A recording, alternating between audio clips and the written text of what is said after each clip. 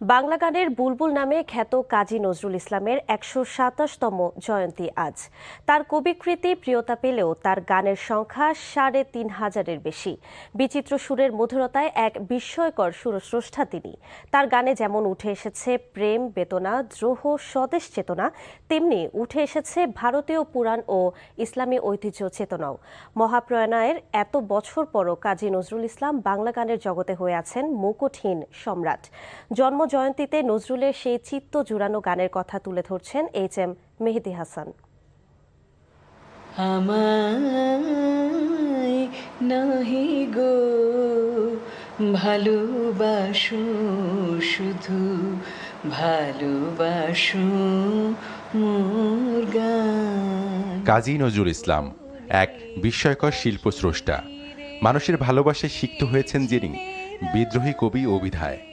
যদিও তার বৈচিত্র্যময় শিল্পকুশলতার প্রধান দিক তার গান।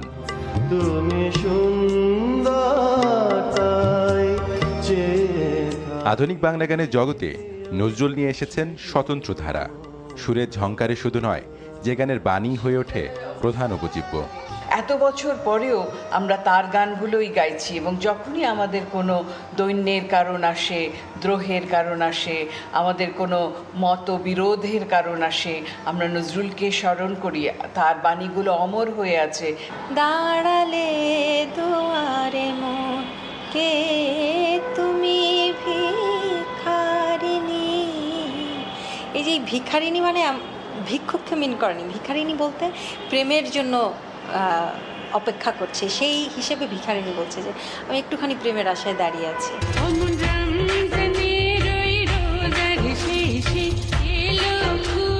নজরুলের গানে একদিকে যেমন উঠে এসেছে প্রেম, বেদনা, দ্রোহ, দেশ চেতনা ও সাম্যবাদ, আরেকদিকে উঠে এসেছে ভারতীয় পুরাণ ও ইসলামী ঐতিহ্য, যার অন্তর্নিহিত বার্তা সম্প্রীতি। এমন কোনো ধারা নেই আসলে ওনার গানে উনি নিয়ে আসেননি। এটা কিভাবে সম্ভব হয়েছে, এটা আমাদের কাছে আসলে বিস্ময়।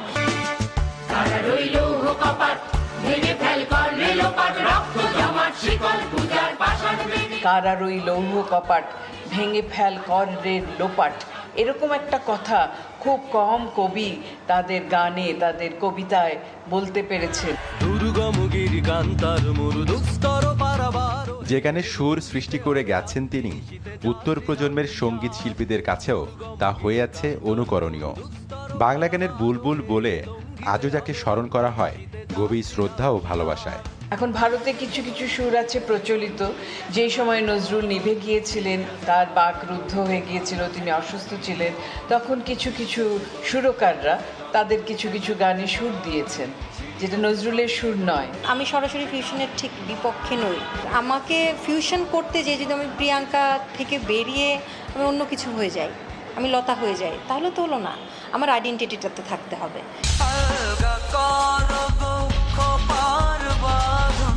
নজরুলের এক জীবনের যে বৈচিত্র্যময় সৃষ্টি সম্ভার, তা বাংলাভাষী প্রতি মানুষের হৃদয়ে আজও চিরজাগরুক।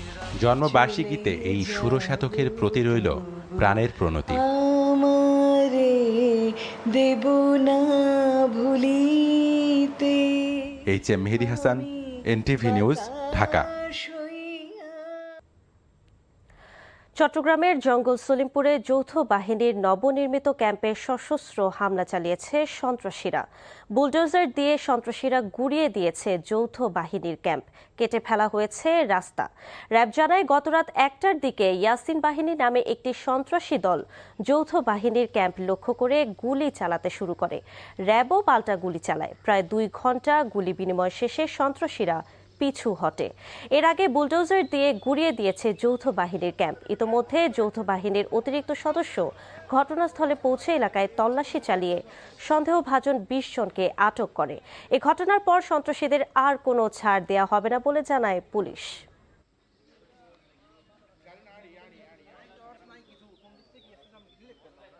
এই সাম্রাজ্য যখন তারা হাতছাড়া হয়ে যাচ্ছে, তো এই হাতছাড়া হওয়ার আগে তারা একটু ঝাঁকুনি দিবে, এটাই স্বাভাবিক।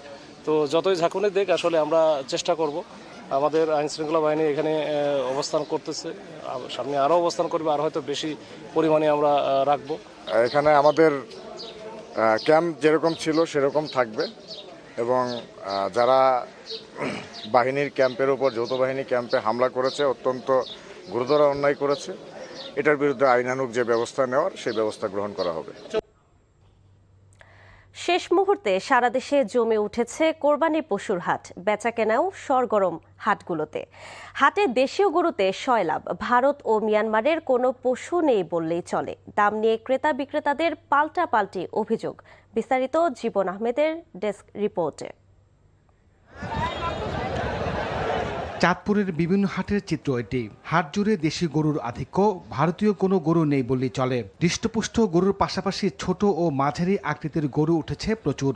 তবে প্রান্তিক খামারিদের চোখে মুখে হতাশার ছাপ। তাদের অভিযোগ, বছর ঘুরে গোখাদ্যের দাম হয় দ্বিগুণ, তাই ন্যায্য দাম না পেলে খামারের সংখ্যা কমবে বলে আশঙ্কা তাদের।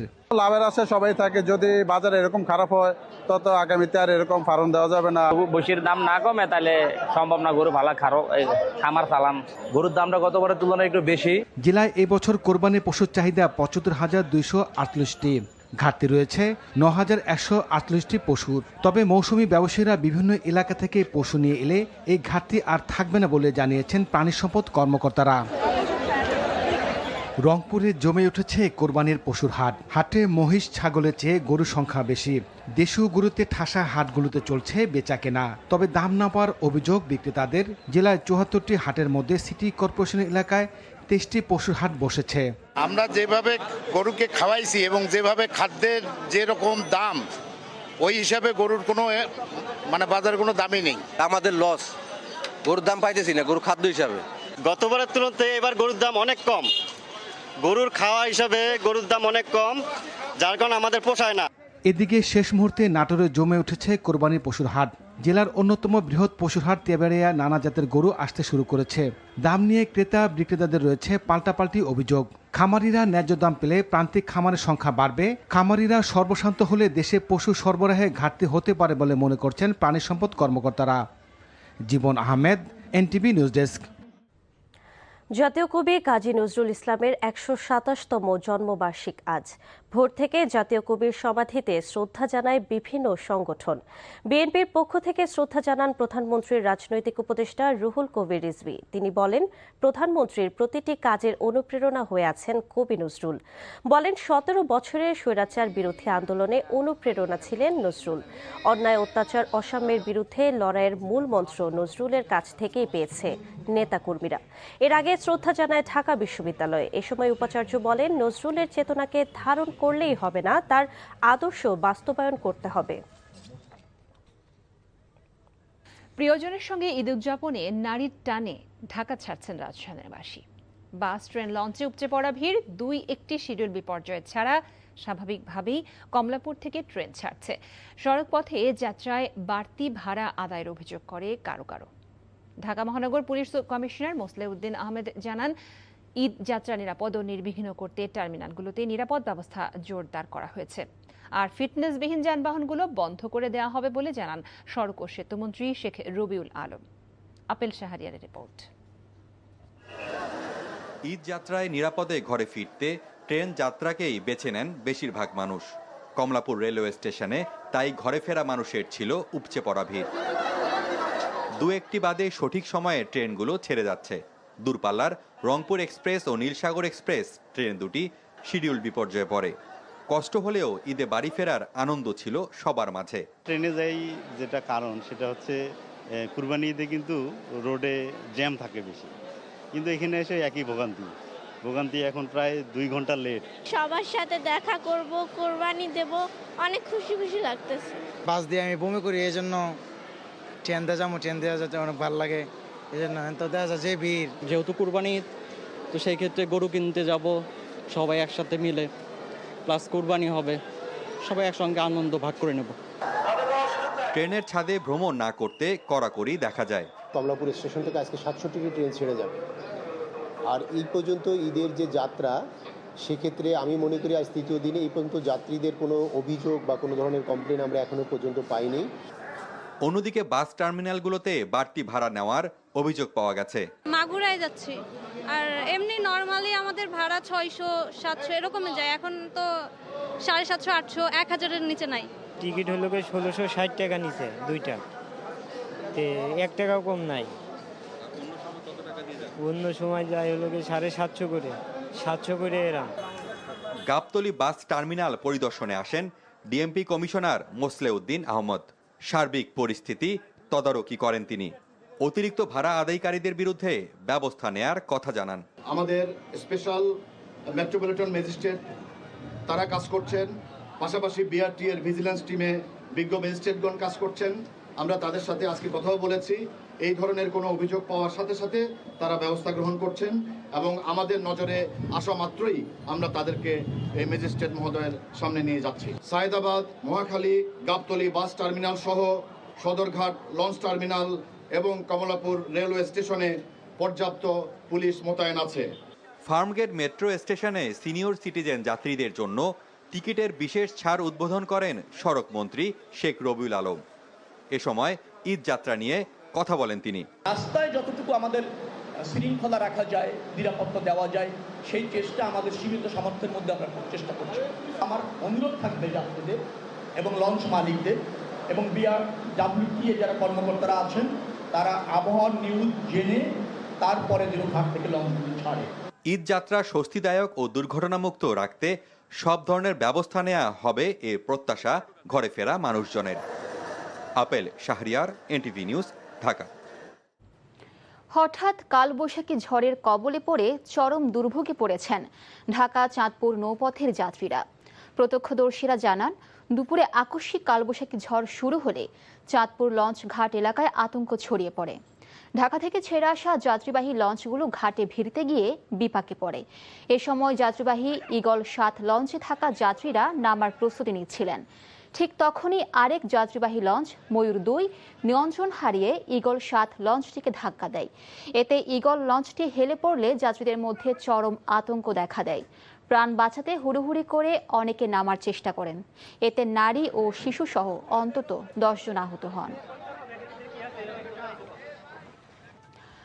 আন্তর্জাতিক আইন ও উভয় দেশের মধ্যে হওয়া চুক্তি উপেক্ষা করে বাংলাদেশ ও ভারতের পশ্চিমবঙ্গ সীমান্তে জমি অধিগ্রহণ প্রক্রিয়া শুরু হয়েছে। ফলে সীমান্ত এলাকায় দেখা দিয়েছে উদ্বেগ ও আতঙ্ক। লালমনিরহাট থেকে হায়দার আলী বাবুর পাঠানো রিপোর্ট।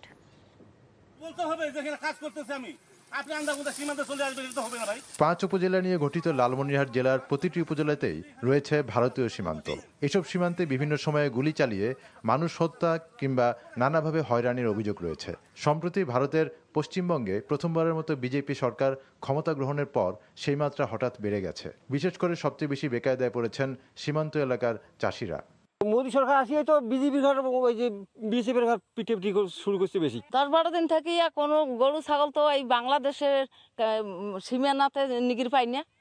ইতোমধ্যে পশ্চিমবঙ্গে বিজেপির নতুন রাজ্য সরকার সীমান্তে কাঁটাতারের বেড়া নির্মাণে বিএসএফকে জমি হস্তান্তরের প্রক্রিয়া শুরু করেছে। শুক্রবার আলোচিত ইউনিয়ন দহগ্রাম আঙ্গরপোতার প্রবেশমুখ 3 বিঘা করিডোর এলাকার শূন্য রেখায় খুঁটি স্থাপন শুরু করা হলে বিজেপির কঠোর বাধায় সীমান্তে উত্তেজনা দেখা দেয়। আমরা একটা আতঙ্কের মধ্যে আছি না। দহগ্রামে এখানে কেলেঙ্কার, এখানে গরু টানাটানি হয়, বিএসএফ ধরি ডাঙ্গাটাঙ্গি করে। বিডিআর বিএসএফ তো একটু আতঙ্কের ভিতরে আছে, কারণ বিএসএফ তো হামলা করতে চাইতেছে। বর্ডারে আগে বর্ডারে পাও দেওয়া যায় না, বর্তমান বর্ডার পাও দিলে ওটা দূরে আসতেছে। খুবই আতঙ্কের ভিতরে আছি আমরা। এ বিষয়ে বিজেপির দায়িত্বশীল কেউ কথা বলতে রাজি হননি। পরে যে 11 সালে 2টা প্রটোকল হলো, সেখানে সুস্পষ্টভাবে বলা আছে যে 150 গজের মধ্যে কোনো ধরনের ঘটনা ঘটাতে পারবে না। এটা তো শুধু এখানে 3 বিঘা করিডোরের কোনো প্রশ্নই আসেনি। এর বিরুদ্ধে শক্তিশালীভাবে আপনাদের অবস্থান নিতে হবে। সীমান্তে সৃষ্ট জটিলতা নিরসনে রাষ্ট্রের উচ্চ পর্যায়কে উদ্যোগী হওয়ার আহ্বান সীমান্ত এলাকার মানুষের। NTV news desk.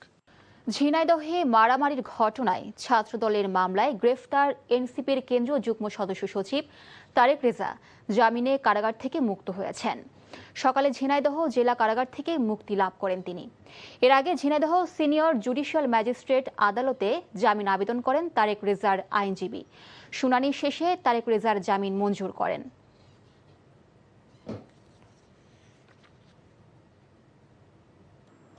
সবশেষ 24 ঘন্টায় হামে আক্রান্ত হয়ে মারা গেছে 17 শিশু। এদিকে নতুন করে আক্রান্ত হয়েছে 1224 জন। এডিনো ও বোকো ভাইরাসের কারণে হামে আক্রান্ত শিশুদের সুস্থ হতে সময় লাগছে বলে মনে করছেন বিশেষজ্ঞরা। যেসব শিশু হামের পাশাপাশি নিউমোনিয়া কিংবা অন্য জটিল রোগে আক্রান্ত সেসব রোগী ঝুঁকিপূর্ণ জানিয়ে তারা বলছেন এসব রোগীর শরীরে অ্যান্টিবায়োটিক ও অক্সিজেন ভালোভাবে কাজ করছে না, ফলে তাদের বেশিরভাগই সুস্থ হতে 1 থেকে 1.5 মাস সময় লাগছে।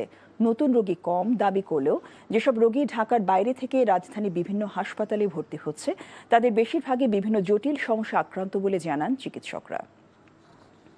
মানবাধিকার, বাকস্বাধীনতা এবং আইনের শাসন প্রতিষ্ঠায় সরকার আন্তরিক, তবে একটি গোষ্ঠী এ সুযোগ কাজে লাগিয়ে দেশকে অস্থিতিশীল করার অপচেষ্টা চালাচ্ছে বলে অভিযোগ করেছেন প্রধানমন্ত্রী কার্যালয়ের মুখপাত্র ডক্টর মাহাদি আমিন, যা জুলাই গণঅভ্যুত্থানের সাথে সাংঘর্ষিক বলে মনে করেন তিনি। দুপুরে রাজধানী তেজগাঁওয়ে সরকারের 100 দিন পূর্তি উপলক্ষে আয়োজিত সংবাদ সম্মেলনে এসব কথা বলেন তিনি।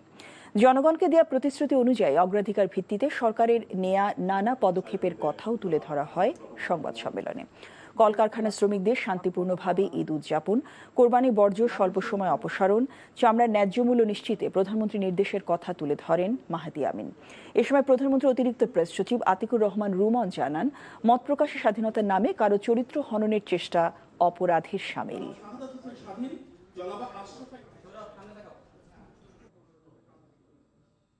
বর্তমান সরকারও গণমাধ্যম ও সাংবাদিকদের জন্য সর্বোচ্চ স্বাধীনতা নিশ্চিত করতে অটুট কাজ করে যাচ্ছে। তবে ইতিমধ্যে আমরা দেখেছি এই নজিরবিহীন স্বাধীনতার সুযোগ নিয়ে একটি গোষ্ঠী উদ্দেশ্যে প্রণোদিতভাবে নৈরাজ্য সৃষ্টির অপচেষ্টা চালাচ্ছে। বিভিন্ন ধরনের অপপ্রচারে তারা লিপ্ত রয়েছে। অশোভন আচরণ ও অশালীন কর্মকাণ্ডের মাধ্যমে সামাজিক অস্থিতিশীলতা তৈরির যে প্রয়াস চলছে সেটি গণতন্ত্রের পরিবেশ ও রাষ্ট্রীয় শৃঙ্খলার জন্য ক্ষতিকর। বিসিবি পরিচালক নির্বাচনের আগে প্রার্থী তালিকা এসেছে পরিবর্তন। মনোনয়নপত্র প্রত্যাহার করেছেন 3 কাউন্সিলর। নির্বাচন কমিশন চূড়ান্ত প্রার্থী তালিকা প্রকাশ করলে বিষয়টি নিশ্চিত হয়। এতে জেলা ও বিভাগীয় ক্যাটাগরিতে 1 জন এবং ক্লাব ক্যাটাগরিতে 2 জন প্রার্থী কমে গেছে। চট্টগ্রাম বিভাগে ফেনী জেলা ক্রীড়া সংস্থা কাউন্সিলর শরীফুল ইসলাম অপু নির্বাচন থেকে সরে দাঁড়ানোয় ওই বিভাগে আর ভোটের প্রয়োজন থাকছে না। ফলে জাতীয় দলের সাবেক অধিনায়ক এবং প্রধান নির্বাচক মিনহাজুল আবেদিন নান্নু এবং মঈনুদ্দিন বিনা প্রতিদ্বন্দ্বিতায় পরিচালক পদে নির্বাচিত হতে যাচ্ছেন। অন্যদিকে ক্লাব ক্যাটাগরিতে প্রার্থিতা প্রত্যাহার করেছেন legends of Rupganj councillor Lutfor Rahman Badal এবং ওল্ড ঢাকা ক্রিকেটার্সের মাহমুদুর রহমান। এর আগে 6 জন বিনা প্রতিদ্বন্দ্বিতায় পরিচালক পদে নির্বাচিত হন। সব মিলিয়ে এর সংখ্যা দাঁড়ালো 8-এ।